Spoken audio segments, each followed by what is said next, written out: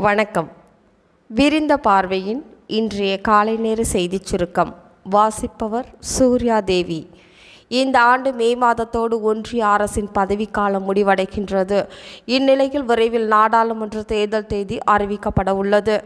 இதையடுத்து 10 ஆண்டு கால மக்கள் விரோத மற்றும் பாசிச பாஜக ஆட்சியை முடிவு கட்டும் வகையில் எதிர்க்கட்சிகள் அனைத்தும் ஒன்றிணைந்து இந்தியா கூட்டணியை உருவாக்கியுள்ளன.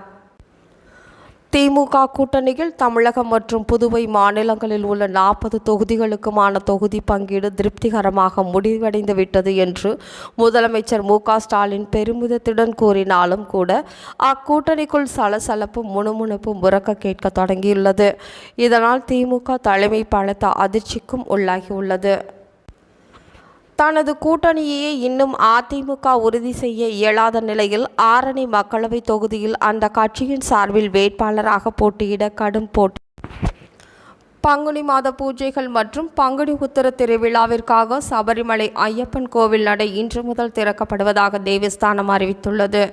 கோவை வழியாக திருப்பதிக்கு புதிய ரயில் சேவை வருகின்ற 15ஆம் தேதி முதல் இயக்கப்படும் என தெற்கு ரயில்வே சார்பில் தெரிவிக்கப்பட்டுள்ளது.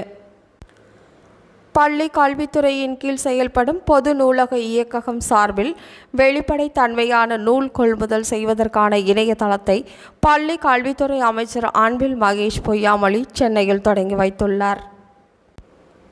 தமிழ்நாடு மாநில தேர்தல் ஆணையராக ஜோதி நிர்மலாசாமி IAS நியமனம் செய்யப்பட்டுள்ளார். சாகித்ய அகாடமியின் மொழிபெயர்ப்புக்கான விருது அறிவிக்கப்பட்டது. இதில் தமிழில் சிறந்த மொழிபெயர்ப்புக்கான சாகித்ய அகாடமி விருது தமிழ்நாட்டைச் சேர்ந்த எழுத்தாளர் கண்ணையன் தட்சிணாமூர்த்திக்கு அறிவிக்கப்பட்டுள்ளது. மமாங் தை எழுதிய தி பிளாக் ஹில் என்ற நாவலை கருங்குன்றம் என்ற தலைப்பில் தமிழில் மொழிபெயர்த்ததற்காக இந்த விருது அறிவிக்கப்பட்டுள்ளது. இத்துடன் இன்றைய செய்திச் சுருக்கம் நிறைவு பெறுகிறது.